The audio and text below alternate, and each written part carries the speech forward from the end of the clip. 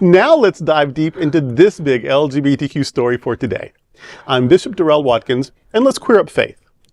Pope Leo the 14th signals continuity on LGBTQ plus welcome after meeting queer advocate.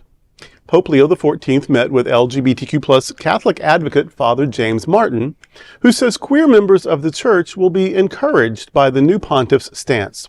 After Leo's election in May, controversy resurfaced over past comments in which he criticized entertainment media for showing sympathy for beliefs and practices that are at odds with the gospel, citing the homosexual lifestyle and alternative families comprised of same-sex partners and their adopted children.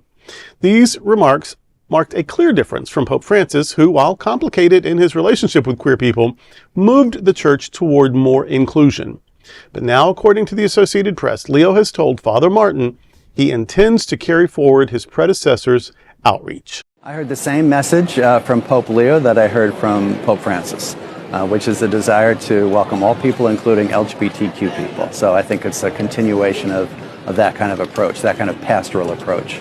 My sense from knowing him a little bit at the Synod is that he's a very open, welcoming, inclusive person, so I wasn't too worried. But it's wonderful to hear this continuation. There's a lot on his plate. Ukraine, Gaza, Myanmar, Sudan, places like that are high on his priority list. He wants to work for peace and unity. But he also wanted to remind people that this is a church for todos, todos, todos. If people were happy with Pope Francis's approach to LGBTQ Catholics, they're going to be happy with Pope Leo's approach. Leo, the first U.S.-born pontiff, has affirmed Catholic doctrine that marriage is a union between a man and a woman, but also emphasized dignity and respect for all. From the unborn to the elderly, quote, from the sick to the unemployed, citizens and immigrants alike, end quote. While Francis condemned criminalization of homosexuality and said being gay was, quote, not a crime, end quote, he stopped short of supporting same-sex unions and at times used language that drew criticism. At this early stage, many queer Catholics will be watching closely to see whether Pope Leo's promise of welcome translates into lived change. I got a few things to say. I was hoping so. I was like, you're the one that I want to know. Yeah. Just a couple of thoughts around this. Because first of all, the gospel, I hate when they just throw words around and then you're like, that's supposed to be in the thing. There is not one thing in the Gospels about marriage equality. There's not much about marriage, but certainly nothing about marriage equality. So to say that same gender love and attraction and marriage and commitment somehow opposes the gospel is just a lie. So there's that. Second of all, that when you're using the gospel as part of the canon, part of scripture, to make your arguments, you are talking about a canon of scripture where Solomon has 700 wives, 300 concubines, and a one-night stand with the Queen of Sheba. You are talking, right? And this is before Viagra, y'all. This is before Cialis. And he's got 1,000 women, whatever. This is where the Jacob has 2 wives, and they're not, it's not enough. So their servants become his sex slaves. They are enslaved people. And so now so the tribes of Israel come from 4 women.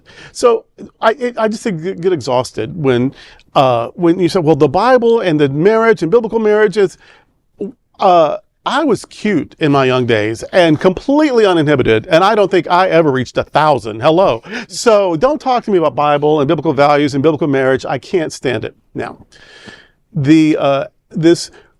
this pastoral approach and tolerance and welcoming for todos. Yeah. I guess. But whenever you say, dignity and welcome, or, you know what I mean, that you're still creating a second-class citizenship, and thank you for trying to be nice.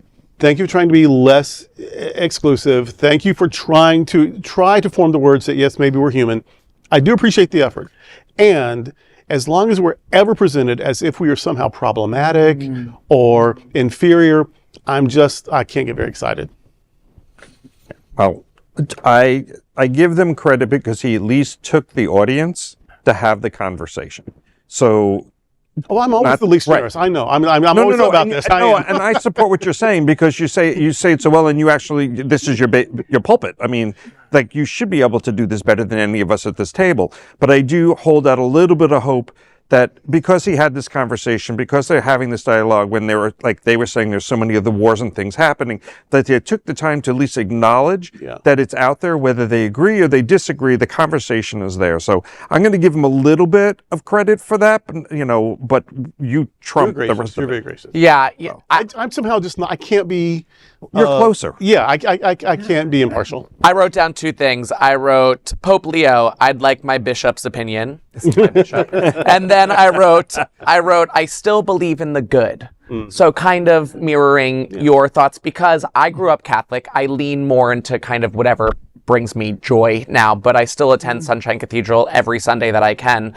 And I don't love the and but, or the however. So it feels like both sides are being played for me. But I do still believe in the good. Well, and if Pope Leo is looking for something to do after his meeting with Father James Martin, maybe he could do something about Opus Dei douche nozzle Kevin Roberts, the Heinrich Himmler of the Heritage Foundation. Very strong Roman Catholic terror show. So yeah, maybe he could talk to him, set him straight. It's not a day at the table if Greg isn't calling someone else Hitler. And that is a big LGBTQ story for today. There is no other queer nonprofit media platform like this in the entire world. Support our LGBTQ stories by subscribing to and sharing Queer News Tonight.